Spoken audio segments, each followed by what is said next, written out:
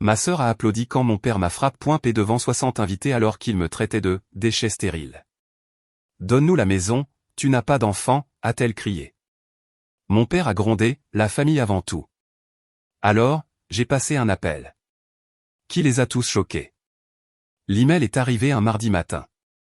Je me souviens parce que Finn, mon vieux mélange de berger et de labrador, venait de renverser sa gamelle d'eau pour la 3e fois cette semaine, et j'étais en train de sécher le sol quand mon téléphone a sonné. Célébration de la famille Calline, un hommage à 10 ans de vie commune. C'était l'objet. Pas de « Bonjour, Sydney ».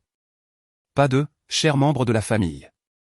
Rien de personnel, juste une signature de mail carré en bas de la part de Vera et Henri. On aurait dit un publi-postage, le genre que vous recevriez d'une agence immobilière essayant d'organiser un barbecue et de vous vendre une propriété. J'ai fixé l'écran un long moment. Puis j'ai fait ce que je n'avais pas fait depuis des mois. J'ai appelé ma sœur. Elle a décroché à la 2e sonnerie, sa voix enjouée comme si elle était en plein rire. « Sid, comment vas-tu ? Je pensais justement à toi. »« Salut », ai-je dit lentement. « J'ai reçu ton invitation. » Mon nom n'y figurait pas, était-ce juste? Oh, m'a-t-elle coupé comme si je faisais des histoires pour rien. C'est totalement un truc d'impression. Tu sais comment ces invitations en ligne peuvent être capricieuses. Ne te prends pas la tête. D'accord ? Elle a balayé mon silence.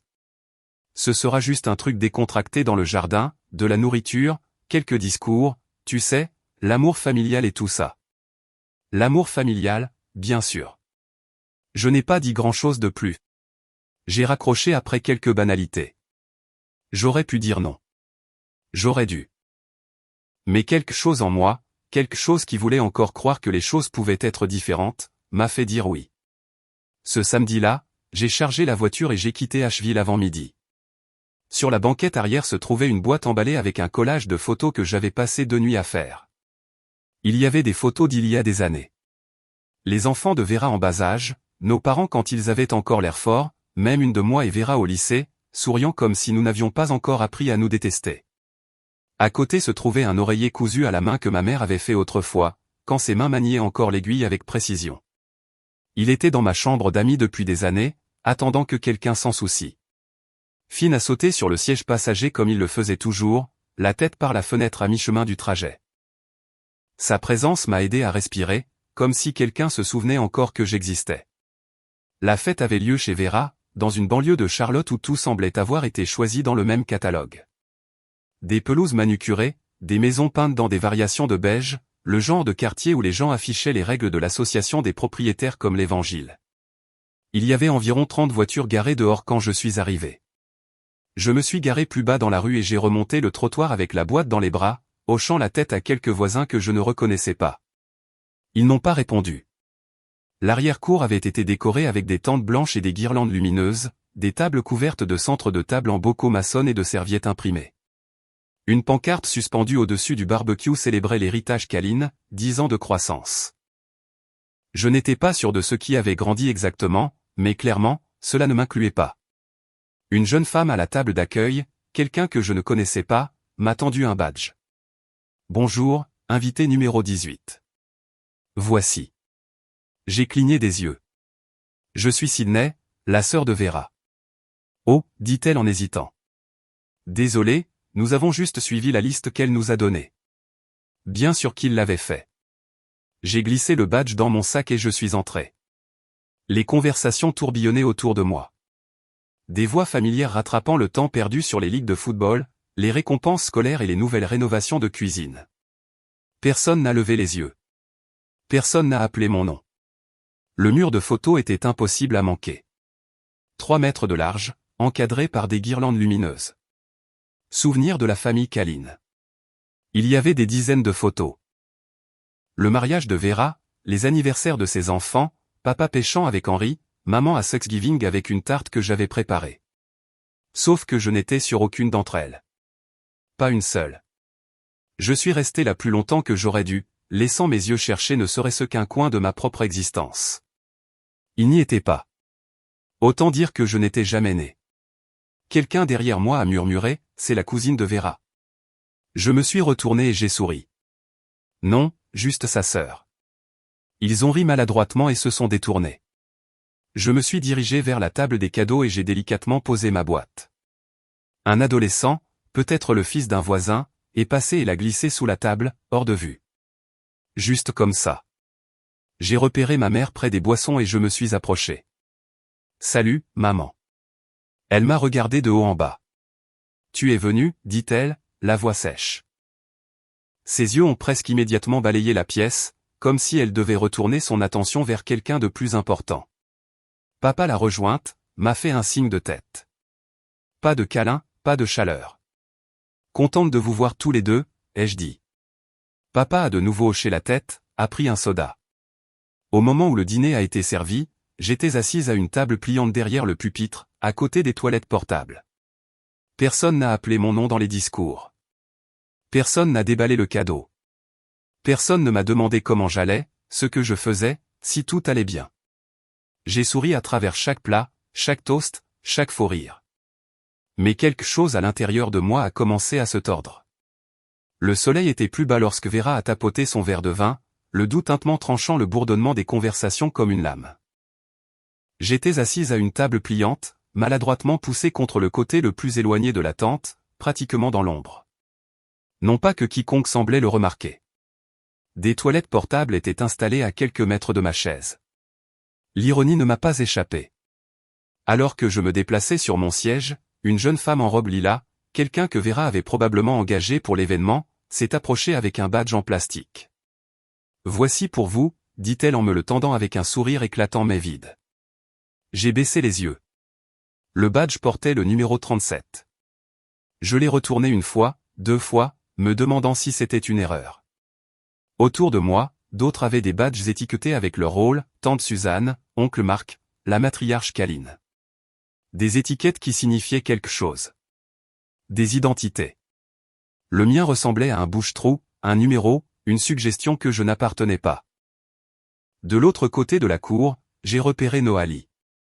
Nous ne nous étions pas vus depuis des années, pas depuis la remise des diplômes du lycée quand elle était partie en Californie et que j'étais resté pour maintenir notre famille unie. Elle a croisé mon regard, a incliné la tête comme pour dire « ça va ». Je lui ai offert un petit signe de tête, non engagé, mais reconnaissant. Puis Vera s'est levée. Elle était radieuse. J'avoue qu'elle l'était toujours en public. Sa voix portait sans effort, polie par des années de socialisation et de performance. Merci à tous d'être venus célébrer l'héritage de la famille Caline, a-t-elle commencé, souriant comme si elle animait un gala de charité, pas un dîner dans son jardin. Elle s'est lancée dans un hommage bien répété à nos parents, à son mari Henri, à leurs enfants. Elle a parlé de tradition, de sacrifice, de construire pour l'avenir. Je savais déjà qu'elle utiliserait des phrases comme « porter le flambeau » ou « rendre nos ancêtres fiers ». C'était son genre de langage préféré. Grandiloquent, vide, calculé. Puis elle a jeté un coup d'œil dans ma direction. Il y a encore une chose que nous voulions demander. Sydney, pourrais-tu te joindre à nous un instant? Je me suis figé une seconde, ma main se resserrant autour du pied de mon verre d'eau. Chaque paire d'yeux s'est tourné vers moi. Le tintement des couverts s'est arrêté. Même l'enfant a cessé de s'agiter. Je me suis levé lentement, les jambes plus lourdes qu'elles n'auraient dû l'être, et j'ai marché vers le centre. Mon cœur battait la chamade dans mes oreilles. Vera a souri. Ce sourire trop doux qui signifiait toujours que quelque chose se préparait. Comme vous le savez tous, Henri et moi faisons tout notre possible pour créer des souvenirs durables pour nos enfants. Nous avons économisé, rêvé, et essayé de leur donner la meilleure enfance possible. Eh bien, Sydney a un magnifique chalet dans les montagnes. Elle s'est tournée vers la foule, son ton passant à une sincérité si rupeuse, qu'elle utilisait à peine. Nous pensons que ce serait un geste si merveilleux, une chose si familiale avant tout, si elle nous laissait utiliser le chalet. Vous savez, qu'elle en fasse une partie de l'héritage Caline. Et voilà. Le murmure a commencé instantanément, des halètements, quelques applaudissements de soutien. Quelqu'un a marmonné, c'est généreux, comme si j'avais déjà accepté. J'ai jeté un coup d'œil vers mes parents. Ma mère arborait le même sourire figé qu'elle réservait toujours aux occasions sociales. Mon père a légèrement hoché la tête en signe d'approbation. Il n'était pas surpris. Ils étaient complices. Puis ma mère a ajouté assez fort pour que tout le monde entende, ce n'est pas comme si tu en avais besoin. Tu n'as pas de famille. Cela n'a pas été dit avec méchanceté. C'était le pire. C'était dit comme un fait. Quelque chose en moi s'est brisé. Non, ai-je dit, clair et inébranlable. Le silence a envahi l'arrière-cour. Chaque œil s'est de nouveau posé sur moi, cette fois avec un mélange de confusion et de malaise. Vera a cligné des yeux. Mon père a froncé les sourcils. Le sourire de ma mère a tressailli. Ce n'est pas à vous, ai-je dit, regardant directement Vera. Et ça ne le sera jamais. Le silence était palpable.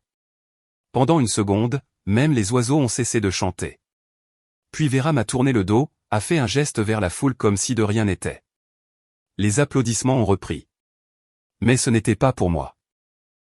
C'était pour elle, pour l'idée de l'unité familiale, pour la femme qui venait d'essayer de me dépouiller publiquement de ma dignité et de ma propriété. Je n'ai pas dit un mot de plus. Je n'ai pas pleuré. Je me suis retourné et je suis retourné à ma table, mon sac à main contenant toujours le badge sans nom, mon cadeau toujours intact sous le bar. Je n'ai plus touché à mon assiette. J'ai attendu que le dessert soit servi, puis je me suis excusé sans fanfare. Personne ne m'a arrêté. Personne ne m'a demandé si j'allais bien. Le temps que j'atteigne ma voiture, mes mains tremblaient. Pas de tristesse, même pas de rage, mais de clarté. Quelque chose s'était cassé en moi, et pas de la manière qu'il craignait. Ce n'était pas une dépression. C'était une décision. Vera n'a pas bronché quand j'ai dit non. Elle a juste relevé le menton, plissé les yeux comme si elle essayait de comprendre pourquoi j'osais sortir du rang.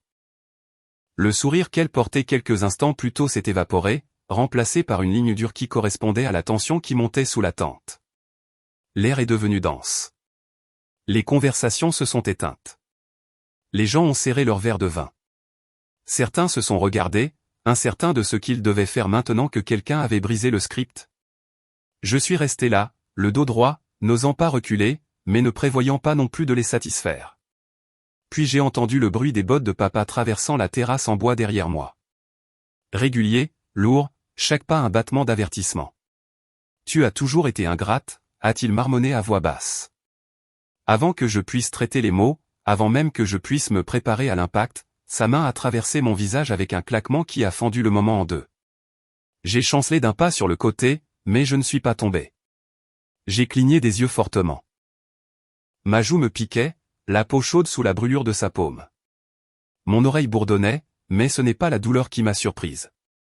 C'est le son qui a suivi. Des applaudissements. Ça a commencé avec Vera. Un applaudissement lent, délibéré, comme si elle donnait le signal à la foule. Puis une autre personne s'est jointe, et une autre, et en quelques secondes, l'arrière-cour s'est remplie d'applaudissements polis et retenus. Pas le genre qu'on entend à un concert, le genre qu'on entend à une réunion de parents d'élèves quand quelqu'un annonce une politique qui ne profite qu'à quelques-uns. Prudent, social, complice. J'ai regardé la mer de visages familiers, cousins, voisins, famille, amis. Pas un seul d'entre eux n'a bougé pour aider. Personne n'a halté d'horreur. Personne n'est venu vers moi. J'ai pressé ma paume contre ma joue, non pas pour me réconforter, mais pour ancrer le moment. Sur le côté, j'ai vu Luciane lever son téléphone et commencer à enregistrer. Vera rayonnait de satisfaction, les bras croisés nonchalamment comme si elle venait d'assister à un discours particulièrement bien exécuté. Elle l'a bien cherché, ai-je entendu quelqu'un dire près de la table des desserts. Puis maman s'est avancée. Claudette, avec ses cheveux fraîchement bouclés et sa robe à fleurs qui semblait appartenir à la couverture d'un bulletin d'église. Sa voix était plus forte que je ne l'attendais. C'est pour ça que tu mourras seule, a-t-elle dit. Tu n'es qu'un déchet stérile. Je l'ai regardée, non pas parce que je ne croyais pas qu'elle l'avait dit, mais parce qu'elle n'a pas cligné des yeux en le faisant. C'était froid, pas théâtral, même pas en colère, juste vrai dans son esprit. Je n'ai pas parlé. Je n'ai pas pleuré. Je n'ai même pas cligné des yeux. Je l'ai juste regardé et j'ai laissé cette phrase flotter dans l'air comme la fumée d'une maison en feu. Il n'y avait plus rien à leur dire, rien qui serait entendu, rien qu'ils seraient prêts à admettre, même si je l'appelais lettre par lettre. Je me suis retourné et je suis parti. Personne n'a suivi. Noah avait l'air de le vouloir.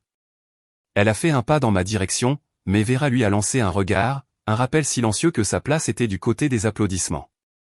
J'ai continué à marcher, passant devant les tables, les poteaux de la tente, la femme à la table des badges qui évitait mon regard. Le temps que j'atteigne le chemin de gravier menant à ma voiture, mon visage brûlait toujours, mais ce n'était plus à cause de la gifle. J'ai ouvert la portière, je me suis glissé sur le siège du conducteur et je suis resté là, les deux mains agrippées au volant. Ma poitrine était serrée, pas de panique, même pas de rage, mais avec quelque chose de plus froid, de plus aiguisé. Je me suis murmuré, grave ça dans ta mémoire. J'ai jeté un coup d'œil dans le rétroviseur. Mon reflet n'avait pas l'air choqué, pas dévasté, juste fini. Finn était sur la banquette arrière, déjà enroulé, sentant mon changement d'énergie. J'ai attrapé mon téléphone. La liste de contacts est apparue par mémoire musculaire. Mon pouce a hésité un moment. Puis j'ai tapé sur Ariane Wolf. Elle a décroché après 2 sonneries. Sydney, ça va? J'ai besoin de parler, ai-je dit, ma voix plate mais ferme, des options légales que j'ai pour protéger ma propriété et moi-même. Elle n'a pas hésité. Je suis là. Quoi que tu aies besoin. J'ai terminé l'appel quelques minutes plus tard avec une liste de mesures à prendre et un plan se formant dans ma tête comme des briques s'emboîtant. Pas de cris, pas de retour en force à la fête. Pas de supplication pour de la compréhension. Ils avaient écrit leur propre histoire ce soir. Mon travail maintenant était de changer la fin. Les kilomètres entre Charlotte et Asheville ont défilé dans un flou. Je n'ai pas mis de musique, je n'ai pas entrouvert de fenêtre, j'ai juste conduit, les mains stables, les yeux fixés. Les arbres bordant l'autoroute se sont fondus en un mur vert estompé.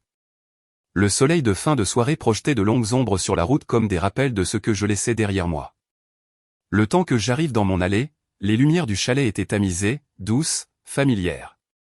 Finn a bougé sur la banquette arrière, mais n'a pas aboyé. Il connaissait cette énergie, savait quand mon silence signifiait que j'avais besoin d'espace, pas de sympathie. Je suis sorti. Le gravier a crissé sous mes chaussures. L'air de la montagne était plus frais ici, plus pur. J'ai inspiré profondément, bien que cela n'ait rien fait pour adoucir le tranchant qui s'était aiguisé en moi. Quand j'ai ouvert la portière arrière pour prendre le cadeau que j'avais apporté à la fête, le collage de photos fait main et l'oreiller que ma mère prétendait autrefois aimer, j'ai hésité. Il était toujours soigneusement emballé, intact. Je l'ai laissé dans la voiture. À l'intérieur, j'ai laissé tomber mon sac sur le banc près de la porte et je me suis dirigé directement vers l'évier. J'ai enlevé mes boucles d'oreilles une par une, les ai placées dans le petit plat que je gardais toujours à gauche du robinet. Le miroir au-dessus de l'évier reflétait mon visage, mais je n'ai pas levé les yeux. Je ne voulais pas voir la marque, ou pire, le calme. Au lieu de cela, j'ai ouvert l'eau, je me suis rincé le visage et j'ai laissé le froid apaiser l'enflure. Ma joue palpitait d'une douleur sourde, mais la vraie blessure n'était pas physique. C'était la facilité avec laquelle c'était arrivé, la naturalité que cela semblait avoir pour tous les autres.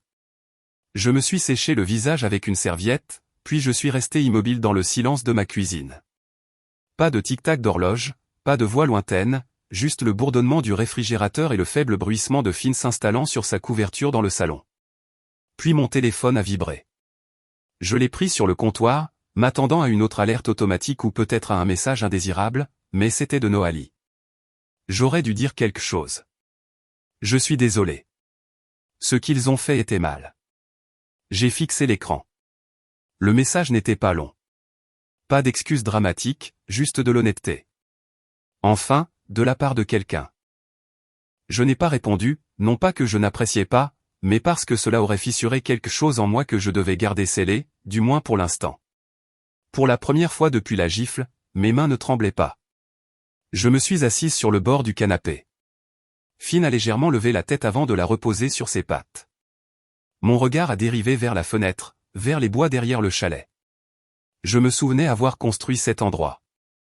Chaque décision, de l'agencement aux installations, était la mienne. Personne n'a aidé. Personne n'a demandé à le faire. C'était mon refuge quand être leur fille devenait trop lourd à porter. Ils n'ont jamais demandé comment j'avais réussi à l'acheter. Ils ne m'ont jamais remercié pour les chèques que j'ai envoyés pendant la pandémie quand les ordonnances de maman étaient retardées. Ils n'ont jamais reconnu que la voiture que Vera conduisait était co-signée par moi. C'est le truc avec des gens comme eux. Ils n'oublient jamais ce qu'ils ont fait pour vous, mais ils effacent commodément tout ce que vous faites pour eux.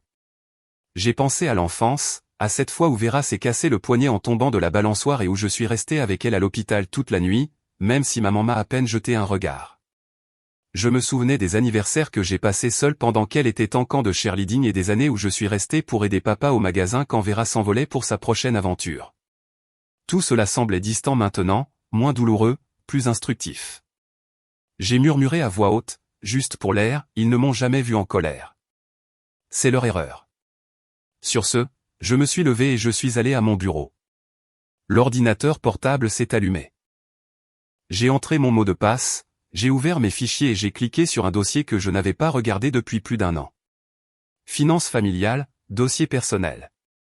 Il y avait des dizaines de PDF, de relevés bancaires, de reçus scannés, de captures d'écran de Venmo.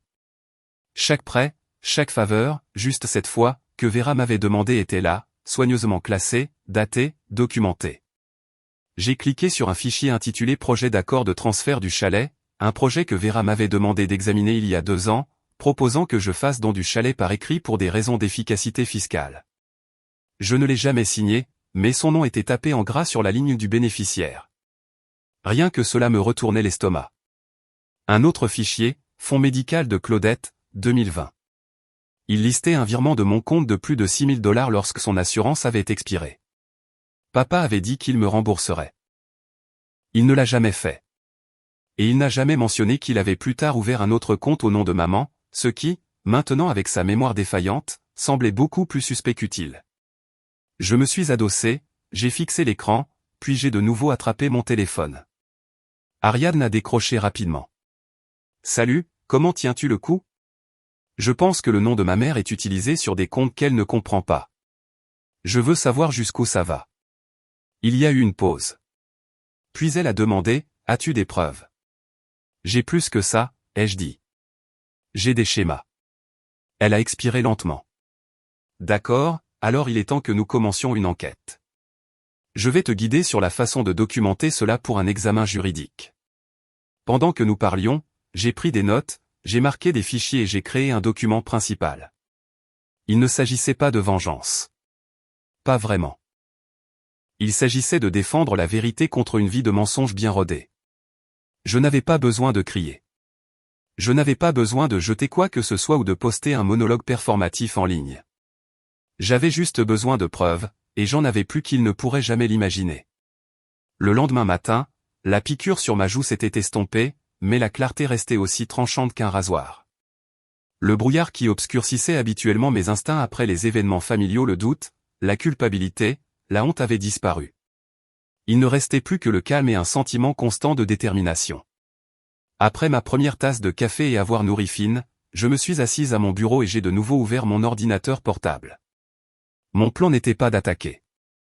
C'était de découvrir, puis de protéger. J'ai revu les clips vidéo de la fête, ceux qui avaient été enregistrés discrètement par les invités et qui m'avaient été envoyés plus tard. L'un d'eux a attiré mon attention plus que les autres.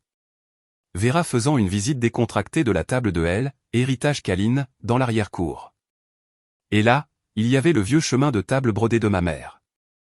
Je ne l'avais pas vu depuis des années. Il était reconnaissable entre tous. Lin crème, de délicates broderies de vigne dans les coins, et à une extrémité, cousue en fil vert, mes initiales. Petite, discrète, cousue à la main par maman quand j'avais 17 ans. Vera rayonnait devant la caméra. C'est l'un des cadeaux de maman pour nous. Elle voulait que les enfants aient quelque chose d'elle à transmettre. J'ai mis la vidéo en pause. Ma gorge s'est serrée, non pas de tristesse, mais d'un sentiment de vol auquel je ne m'attendais pas. Ce chemin de table était à moi. Maman l'avait fait pour moi. Je me souviens de l'après-midi où elle me l'a tendu, en disant « Tu auras ton propre chez toi un jour, et tu voudras quelque chose de familier. » Elle l'avait pensé. Ou peut-être qu'elle avait juste oublié. J'ai pris une capture d'écran de Vera tenant le tissu, j'ai étiqueté le fichier « vol symbolique » et je l'ai classé avec les autres dans un nouveau dossier, cas acte de preuve. Vous aviez raison, a-t-elle dit. Il y a une ligne de crédit ouverte au nom de votre mère, $15 000, ouverte l'année dernière, co-signée électroniquement. Mon estomac s'est noué. Elle ne saurait même plus comment ouvrir ses emails. C'est ce qui rend la situation problématique. Si elle n'a pas la capacité cognitive et que quelqu'un utilise son identité, nous sommes face à un potentiel abus financier envers une personne âgée. J'ai pressé le téléphone plus fort contre mon oreille. C'est Vera et mon père. L'adresse IP de la cosignature remonte au Wi-Fi de la maison de Wendell. Nous confirmons encore plus de détails. Documentez tout, lui ai-je dit, ouvrant déjà une feuille de calcul pour noter les détails. Je veux chaque transaction connectée à ce compte, chaque nom, chaque dollar. Je ferai appel à notre expert comptable judiciaire d'ici la fin de la journée, a-t-elle dit. Après avoir raccroché, je suis resté longtemps assise, regardant par la fenêtre. La queue de Finn battait légèrement le sol alors qu'il se reposait à proximité. Je n'étais pas en colère comme je pensais l'être. Pas en train de crier, pas brisé. Je me sentais chirurgicale, froide, mais précise, concentrée. En milieu d'après-midi, j'avais écrit et réécrit le même email 3 fois. Finalement, j'ai opté pour la simplicité. Je l'ai envoyé à Vera et à Wendell. Objet, assez. Vous avez utilisé son nom. Vous avez détourné sa mémoire. Vous m'avez humilié devant des gens que je considérais autrefois comme ma famille. Si vous continuez, j'agirai avec tout ce que j'ai et tout ce que je sais. C'est votre dernier avertissement. Pas de réponse, pas d'appel, même pas une vague excuse. Mais quelques heures plus tard, Vera a posté sur Instagram une photo d'elle et Henry sur une balançoire de Porsche, riant. La légende disait, certaines personnes pensent que la famille leur doit quelque chose. Ce n'est pas le cas. J'ai fixé l'écran. Elle n'était même pas subtile. Ils ne l'ont jamais été. Je n'ai pas répondu. Au lieu de cela, j'ai imprimé chaque fichier que j'avais, les relevés bancaires, les reçus numériques, les captures d'écran vidéo. Je les ai classés dans un classeur et je les rangés dans un tiroir verrouillé. J'ai également tout sauvegardé sur un disque cloud crypté. Ariane m'avait prévenu, ne laissez jamais une seule copie être la seule copie. Ce soir-là, juste avant le crépuscule, j'ai sorti Finn pour une promenade autour de la propriété. L'air était vif, la montagne silencieuse, seulement interrompue par le bruissement de petits animaux et le craquement de vieux arbres dans le vent. Je me suis arrêté au bord du sentier qui menait à la clairière derrière le chalet, j'ai regardé l'horizon et j'ai murmuré quelque chose que je n'avais pas dit à voix haute depuis des années. S'ils franchissent cette ligne, je ne me retiendrai plus. Ce n'était pas une menace. C'était une promesse. C'est arrivé avant même que j'aie versé ma deuxième tasse de café. J'étais encore en robe de chambre, fouinant dans la cuisine, quand l'icône de la messagerie vocale a clignoté sur mon téléphone. J'ai appuyé sur lecture avec un étrange sentiment de calme, presque comme si je savais déjà. Bonjour, ici Michel de la Carolina First Bank. Nous avons reçu un formulaire de transfert de propriété concernant le chalet de Blue Laurel Ridge, soumis en votre nom hier. Nous avons juste besoin de votre confirmation verbale avant de finaliser le changement de propriétaire au profit de Vera Kalin. Mon pouce a plané sur le bouton de suppression. Au lieu de ça, j'ai appuyé sur enregistrer. Moins d'une heure plus tard, j'étais habillé, papier à la main, et je me dirigeais vers la ville. Finn est venu avec moi. Il le faisait toujours les jours où j'avais besoin d'acier dans ma colonne vertébrale. Je suis entré dans la banque, l'air frais de la montagne s'accrochant à moi, la laisse dans une main, un dossier en manie dans l'autre. Je n'ai pas demandé à parler à Michel. J'ai demandé le directeur de l'agence. Le hall sentait légèrement le nettoyant parfumé au pain et le café institutionnel. Une réceptionniste m'a accueilli avec ce sourire professionnel entraîné. 5 minutes plus tard, j'étais assise en face d'un homme d'âge moyen en cravate bleu marine qui n'avait pas l'air prêt pour le genre de conversation que j'allais lui apporter. Il y a eu une tentative de changement de propriétaire de ma propriété, ai-je dit en dépliant les papiers. Ce n'était pas autorisé. Voici l'acte de propriété original. Mon nom, ma seule signature. Il s'est raclé la gorge. Il est dit ici que la demande était accompagnée d'une lettre d'accord familiale. Falsifiée, ai-je dit en faisant glisser une copie de ma signature comparée à celle sur le formulaire soumis. Je vais les comparer. Il l'a fait. Son expression n'a pas changé, mais ses doigts ont tressailli. Nous allons geler cette demande immédiatement, a-t-il dit, et signaler le compte pour toute modification future. Merci, ai-je répondu en me levant. Et s'il vous plaît, enregistrez cela en interne. Ce ne sera pas la dernière fois que son nom passera sur votre bureau. En début d'après-midi, j'étais de retour à la maison, assise devant mon ordinateur portable. Le dossier que j'avais autrefois enfoui sous des couches de désordre numérique, dette familiale, ne pas toucher, était maintenant au premier plan.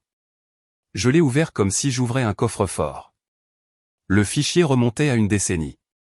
Chaque fois que Vera empruntait de l'argent, chaque facture d'urgence que je couvrais, chaque faveur que je n'ai jamais demandé à être remboursée, mais que je n'ai jamais oubliée, tout était là, détaillé avec des captures d'écran, des virements bancaires, des confirmations par SMS, des reçus de prêts co-signés, des notes de quand j'ai payé les factures d'hôpital de maman en 2020, discrètement, parce que ce n'était pas le bon moment pour parler d'argent. J'ai créé un nouveau fichier Excel appelé Famille Caline. Une colonne pour la date. La suivante pour le montant. Puis le destinataire. Puis la description. Puis les notes. Émotionnellement retenu mais honnête. 12 000 $ marqués soutien à la compte privée. Confidentiel. Je m'en souvenais clairement. Vera m'avait supplié de ne pas dire à Henri qu'elle ne pouvait pas se permettre les frais de clôture de leur nouvelle maison. J'ai passé l'heure suivante à rassembler des documents provenant de services bancaires en ligne, même de vieux fichiers de messagerie vocale. Il ne s'agissait pas seulement de l'argent. Il s'agissait du schéma, du comportement, du sentiment de droit qui s'était métastasé au sein de ma famille comme de la pourriture sous du bois poli. Quand la feuille de calcul a été complète, je l'ai sauvegardée 3 fois, sur un disque dur local, sur un cloud crypté et sur une clé USB que je gardais dans une boîte ignifuge. Puis j'ai commencé à passer des appels. L'agent de l'IRS au téléphone était poli, attentif. Je n'ai pas exagéré. J'ai juste dit ce que j'avais trouvé. Des transferts de revenus suspects, un manque de remboursement, des prêts familiaux informels qui n'avaient jamais été déclarés comme des dons. Ensuite, ce fut le tour des services de protection des adultes. J'ai expliqué le déclin cognitif de maman, le compte ouvert à son nom, l'activité financière qui a commencé à peu près au même moment où sa mémoire a commencé à flancher. Puis j'ai appelé le bureau de crédit et j'ai signalé à la fois mon compte et celui de maman pour une surveillance d'identité. Je ne tremblais pas. Je n'étais pas en colère. J'étais efficace, précise. Le temps que le soleil commence à descendre derrière la crête, j'avais tout documenté. Mes mains étaient fatiguées, mes yeux secs, mais mon esprit était plus alerte qu'il ne l'avait été depuis des années. Ce soir-là, j'ai reçu un texto de Vera. Tu exagères. Je l'ai regardé quelques secondes, puis j'ai répondu avec une seule image, une comparaison côte à côte du transfert de propriété falsifié et de ma vraie signature. Pas de mots, juste la vérité. Puis Wendell a appelé. Sa voix avait ce même tranchant que je me souvenais de l'enfance, celui qu'il utilisait quand j'osais répondre. Tu détruis cette famille, Sydney. J'ai pris une profonde inspiration, puis j'ai répondu d'un ton plat, vous avez fait ça quand vous m'avez frappé devant 60 personnes et applaudi le mensonge. Il y a eu un silence sur la ligne, puis le son de sa raccroche. Je n'ai pas ressenti de victoire. Je n'ai pas non plus ressenti de culpabilité. J'ai ressenti de la certitude. Ils avaient tracé la ligne. Et maintenant, c'était moi qui tenais le stylo. Le lendemain matin a commencé avec la lumière du soleil se glissant à travers les arbres et atterrissant directement sur ma table de cuisine, où la tasse de café de la veille était encore posée à côté de mon ordinateur portable ouvert. Finn s'est étiré près de mes pieds, les oreilles frémissant au chant d'un oiseau dehors, mais je suis resté figé sur la chaise, relisant l'email qu'Ariadne avait envoyé juste après minuit. Réfutation officielle déposée. J'ai également transmis l'historique de l'acte de propriété et les registres fiscaux à leur représentant légal pour plus de clarté. Le silence dans ma maison contrastait vivement avec ce qui se passait à l'extérieur. Vera avait de nouveau posté, cette fois une photo léchée d'elle et Henri debout devant une fausse cheminée, les bras autour de leurs enfants. La légende disait, l'argent de la famille devrait être pour ceux qui construisent des héritages, pas pour ceux qui disparaissent dans les bois avec des chiens. J'ai fixé l'écran, sans expression. S'il voulait jouer avec le feu, j'avais assez de broussailles sèches pour alimenter un incendie de forêt. Je n'ai rien posté en retour. Pas de sous-entendu cryptique, pas de pic moral vague. Au lieu de cela, j'ai ouvert mon email et j'ai écrit à Ariadne, laissez-les parler. Nous avons la vérité et la loi de notre côté. 1 heure plus tard, j'ai reçu un paquet par la poste. Pas de signature, pas d'adresse de retour, juste une enveloppe blanche contenant une lettre imprimée de l'avocat de Vera et Wendell. Il m'accusait de détenir le chalet en fiducie pour la famille, qu'il avait toujours été entendu comme un bien partagé, pas personnel, que je ne l'avais géré que temporairement jusqu'à ce que la famille en ait besoin à des fins d'héritage, et maintenant ils exigeaient que je le transfère officiellement à Vera. Il m'a fallu tout mon sang-froid pour ne pas rire. Au lieu de ça, j'ai scanné le document et je l'ai envoyé à Ariadne. Elle a répondu presque instantanément, « Nous suggérons à votre client de revoir les actes de propriété réels avant de faire des affirmations sans fondement. » Je me suis penché en arrière, expirant lentement. Ce n'était plus des explosions émotionnelles. C'étaient des tactiques mesurées, répétées. Il jouait un jeu de relations publiques tout en essayant de forcer une issue légale. Ce soir-là, après le dîner et une longue promenade avec Finn, j'ai examiné les caméras extérieures du chalet. Je les avais installées moi-même après une alerte à l'effraction pendant l'hiver. Rien de compliqué, juste assez de couverture pour voir l'allée et le porche. L'historique vidéo s'est chargé sans problème, et j'ai balayé les horodatages des 2 jours précédents. Ils étaient là, Vera et Luciane, sans prévenir, sans y être invités, arrivant dans son SUV noir. Luciane portait une mallette. Vera portait cette robe qu'elle gardait pour les brunchs du dimanche qu'elle ne payait jamais. Ils ont fait le tour du porche, ont regardé par les fenêtres, et mon souffle s'est coupé. Ils sont entrés en utilisant une clé. J'ai mis la vidéo en pause, je me suis penché en avant et j'ai parcouru les images. Là, dans la cuisine, il se tenait à côté d'un homme en blazer gris avec une petite valise. Il l'a ouverte. Tampon de notaire. J'ai zoomé. Luciane a posé des documents sur le comptoir. Vera a montré du doigt. L'homme a tamponné une des pages. Vera a signé. Luciane a signé. Puis ils sont partis. Pas d'appel, pas de préavis, aucun droit légal.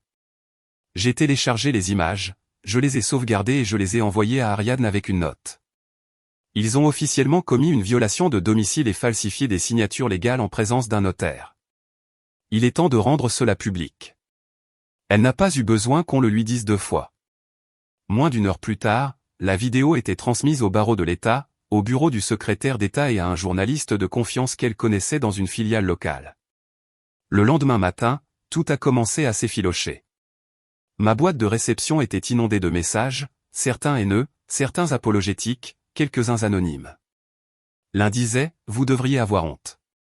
Vous ruinez la vie de vos parents. » J'ai lu celui-là 3 fois. Puis, pour la première fois, j'ai posté publiquement. L'abus ne cesse pas d'être de l'abus simplement parce qu'il se produit derrière des sourires et des plats mijotés. Le silence n'est pas de l'amour, c'est de la complicité. Le post a pris feu. Le hashtag Kaline Cabin Conspiracy a commencé à devenir tendance. En 24 heures, les partenariats d'influenceurs de Vera ont commencé à disparaître discrètement. Une marque a publié une annonce, « Nous avons mis en pause notre relation avec Madame Kaline, en attendant la clarification des préoccupations juridiques. » Cette nuit-là, j'ai fait une autre promenade avec Finn. Le ciel était d'un indigo profond, et le vent murmurait à travers les arbres comme s'il savait tout. Je ne me sentais pas triomphante. Je me sentais propre, comme si une blessure avait été ouverte et enfin, autorisée à saigner. Ils ont essayé de prendre ma maison. J'ai repris la vérité. Maintenant, c'était l'heure des conséquences. Le temps que la vidéo atteigne la boîte de réception de Carmen Rose, j'étais dehors à couper les branches mortes des myrtillers près de la remise. Mon téléphone vibrait contre la rampe du porche toutes les quelques minutes, mais je l'ignorais. J'avais fait ce que j'étais venu faire, exposer la vérité, et maintenant je laissais la gravité faire le reste. Carmen m'avait envoyé un message une fois auparavant, discrètement après la fête. Je n'ai pas applaudi, j'ai juste figé. Je suis désolé. Je n'avais pas répondu à l'époque. Je n'avais pas besoin d'excuses. J'avais besoin d'action. Apparemment, elle l'avait compris aussi. Le clip qu'elle a posté sur Reddit durait 27 secondes, juste assez pour montrer le son de la gifle, l'expression choquée sur mon visage, les mains de Vera se rejoignant en un applaudissement lent et délibéré, puis la foule. Certains riant, certains hochant la tête, personne n'intervenant. Sa légende était directe. C'était une réunion de famille. C'est comme ça qu'ils ont traité leur plus jeune fille. Ça n'a pas pris longtemps.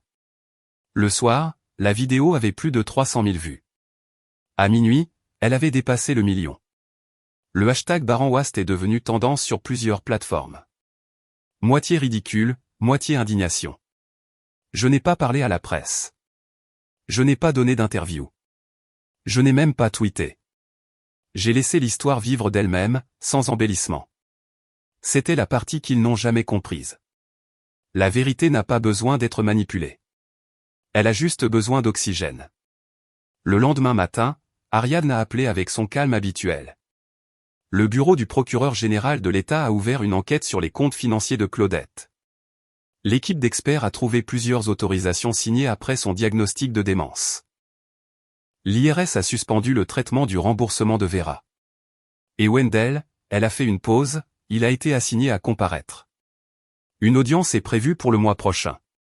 J'ai hoché la tête lentement, bien qu'elle ne puisse pas me voir. Et le service de protection de l'enfance? Ils ont effectué une visite de bien-être chez Vera hier. Apparemment, quelqu'un avait déjà signalé la propriété l'année dernière. Maintenant, cela fait partie d'un dossier plus large. Et Luciane, 2 de ses contrats de marque ont été résiliés ce matin. Rupture unilatérale pour clause de conduite morale. Je me suis adossé à la chaise près de la fenêtre du chalet, le thé refroidissant à côté de moi. Finn était étendu sur le tapis, ses oreilles frémissant alors que j'expirais. Le vent à travers les pins ressemblait à des vagues, silencieux mais implacables. Plus tard dans la journée, Vera a tenté de reprendre le contrôle du récit. Elle a fait un direct sur sa plateforme, assise en tailleur dans son salon de bon goût. Elle a toujours été jalouse, a dit Vera à la caméra, sa voix douce mais tremblante. Nous essayons juste d'honorer l'héritage de notre famille, mais certaines personnes déforment tout. J'ai regardé du début à la fin. Quelqu'un me soutenait. Quelqu'un qui en avait assez vu. L'opinion publique s'est retournée contre elle en temps réel. Ta sœur t'a sauvé de la saisie. Elle a payé les factures de ta mère. Tu as applaudi quand ton père l'a frappé. J'ai siroté mon thé et j'ai laissé tout se dérouler. 2 jours plus tard, j'ai reçu une enveloppe du bureau du greffier du comté. À l'intérieur se trouvait une demande officielle. Accepterais-je la tutelle légale de Claudette Caline? Je l'ai regardé longtemps, non pas que j'étais en conflit. Je ne l'étais pas. J'ai pris le stylo et j'ai écrit, je ne suis pas sa tutrice. Je suis sa fille, et cela n'a jamais été assez pour elle. J'ai signé mon nom, j'ai plié le formulaire et je l'ai renvoyé le jour même. Le tribunal l'a placé sous la garde d'un établissement désigné par l'État, à 2 comtés de là. Dimanche matin, j'ai marché le long de ma propriété, Finn trottant à mes côtés. La rosée s'était levée. L'air sentait le pin et la terre, et le ciel, clair, ininterrompu, s'étendait à l'infini au-dessus de nous. Je me suis arrêté au sommet de la crête derrière le chalet et j'ai laissé le vent me caresser. Pas comme un symbole, pas comme une sorte de métaphore de guérison, juste parce que c'était propre, honnête, et pour une fois dans ma vie, le silence n'était pas solitaire. Il était mérité. Cela faisait 3 semaines depuis le dernier email, le dernier appel, la dernière lettre juridique. Pendant ce temps, le chaos s'était transformé en quelque chose d'inhabituel. Le calme. Le genre de calme qui ne palpite pas, ne presse pas, mais qui s'étend comme une épaisse couverture après une longue et amère tempête. Je passais mes matinées à marcher le long de la propriété. Les arbres n'avaient pas changé, mais moi si. Les mêmes sentiers de gravier, le même fauteuil à bascule sur le porche, mais quelque chose dans ma façon de me mouvoir à travers eux avait changé. Je ne vérifiais plus mon téléphone à mi-chemin, ni n'anticipais quel nom allait clignoter sur l'écran. Wendell était devenu silencieux. Les réseaux sociaux de Vera avaient été soit supprimés, soit suspendus. Je n'avais pas vérifié lequel, je ne m'en souciais pas assez pour le savoir. La discussion de groupe familial, autrefois animée par des photos de petits-enfants et des demandes de recettes de Claudette, s'était éteinte. Personne n'en voyait plus rien. Le dernier message avait été un « Joyeuse fête des pères », générique d'un cousin qui ne savait pas ou choisissait de ne pas savoir ce qui s'était effiloché sous le nom de Caline. Il n'y avait pas de triomphe dans le silence, pas de célébration, juste la connaissance fondamentale que j'avais enfin cessé de faire semblant. Les documents confirmant la propriété exclusive du chalet sont arrivés un jeudi. Enveloppe épaisse, sceau officiel, notarié, indexé, final. Je l'ai ouverte lentement, le pouce effleurant les lettres dorées en relief comme si elles pouvaient s'évaporer. Ce ne fut pas le cas. C'était réel. La maison était toujours à moi. Plus de menaces. Plus de zones grises. Ariadne a envoyé un simple texto, c'est fait. L'IRS avait terminé son audit. Vera avait été signalée pour des dons non déclarés. Wendell avait été cité pour utilisation abusive de comptes concernant les fonds médicaux de Claudette. L'amende seule aurait pu rembourser l'intégralité de mon hypothèque. L'État avait placé Claudette dans un établissement de soins de longue durée à Winston-Salem, un endroit calme financé par l'État, pas luxueux, mais bien géré. Quelques jours plus tard, l'établissement a envoyé un autre rappel. Ils avaient besoin qu'un membre de la famille signe les formulaires d'admission finaux de Claudette en personne, ou du moins qu'il passe pour que le personnel puisse mettre un visage sur le nom du dossier. Je leur ai dit que je viendrais samedi. Je l'ai même marqué sur le calendrier, un petit X noir dans le coin de la page, comme si c'était un rendez-vous chez le dentiste au lieu du dernier film reliant à la femme qui avait été autrefois ma mère. J'ai quitté le chalet tôt, avant que la brume ne se soit dissipée de la crête. Finn m'a regardé depuis le seuil, les oreilles dressées, sentant quelque chose de différent dans ma façon de bouger. Je lui ai gratté derrière les oreilles, lui ai promis une longue promenade à mon retour, et j'ai descendu la montagne seul. La maison de retraite se trouvait à la périphérie de Winston-Salem, un bâtiment bas en briques entouré d'azalées qui faisaient de leur mieux pour fleurir hors saison. Je me suis garé sur le parking des visiteurs, j'ai coupé le moteur et je suis resté assise là plus longtemps que prévu. À travers le pare-brise, je pouvais voir le sentier du jardin où les résidents étaient emmenés prendre l'air. Une infirmière en blouse pastel poussait lentement un fauteuil roulant devant les hortensias. La femme dans le fauteuil portait un cardigan bleu pâle et avait la même légère inclinaison de la tête que maman avait l'habitude d'avoir quand elle écoutait les commérages à l'église. Pendant un instant, ma poitrine s'est serrée si fort que je ne pouvais plus respirer. Ce n'était pas elle, bien sûr, mais ça aurait pu l'être un jour prochain. Je n'ai jamais dépassé le hall.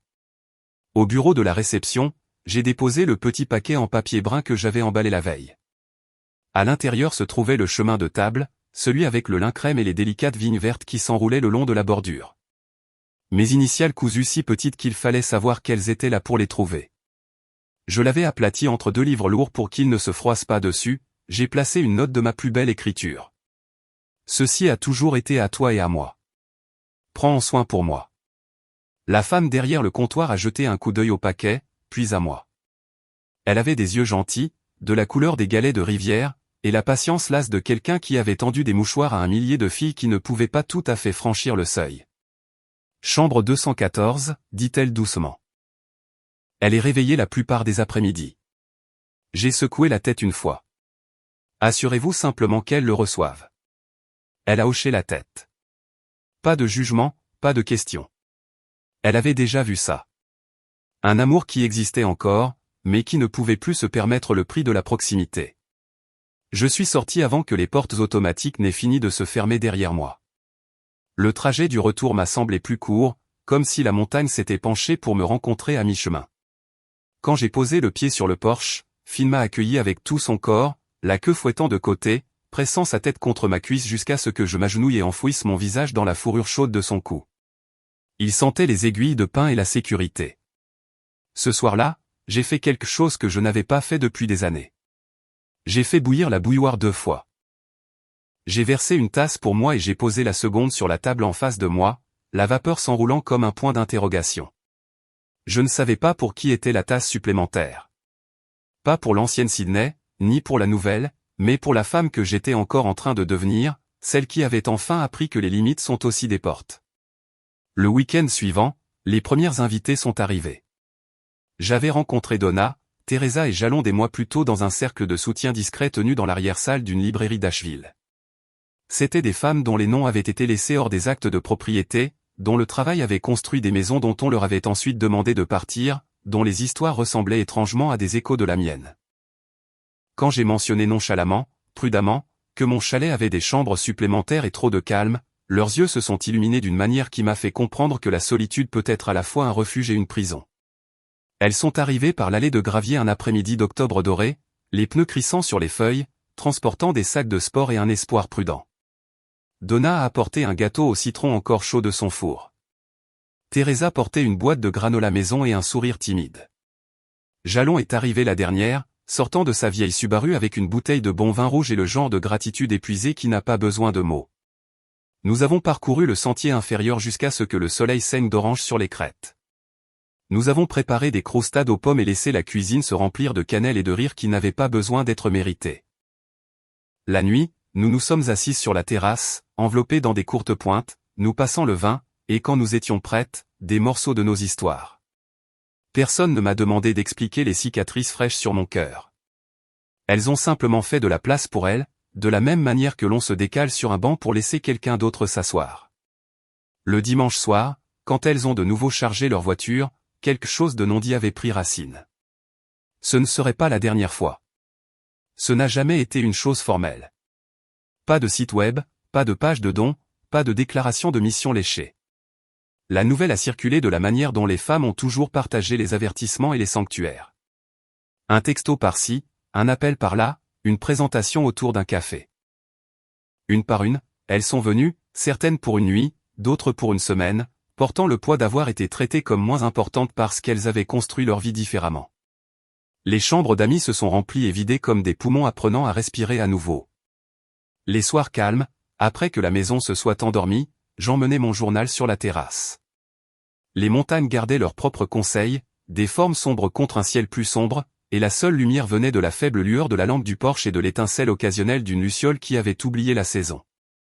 Une nuit, j'ai écrit, je n'ai pas incendié leur maison. J'ai simplement cessé de balayer leurs cendres sous mon tapis. Il y a une différence. Les mots semblaient propres sur la page, sans excuse. J'ai fermé le journal et je suis rentré. Le chalet sentait la cannelle, le cèdre et quelque chose de nouveau. La possibilité, peut-être, ou simplement l'odeur de femme se choisissant sans honte. Finn était couchée près de l'âtre, une patte repliée sous sa poitrine, respirant lentement et régulièrement. Je me suis laissé tomber dans le vieux fauteuil près de la fenêtre. La lumière du feu vacillait sur les poutres au-dessus, peignant la pièce d'un or changeant. Dehors, le vent se déplaçait à travers les pins avec la patience de quelque chose d'ancien et de bienveillant. Pour la première fois de ma vie, je ne me préparais pas au prochain coup, n'attendais pas un pardon que je ne recevrais jamais, ne négociais pas avec des fantômes. La paix n'était plus un pays où j'espérais obtenir l'entrée. J'avais fait sécession de l'ancien royaume et construit ma propre petite nation sur un terrain qui, enfin, m'appartenait indéniablement.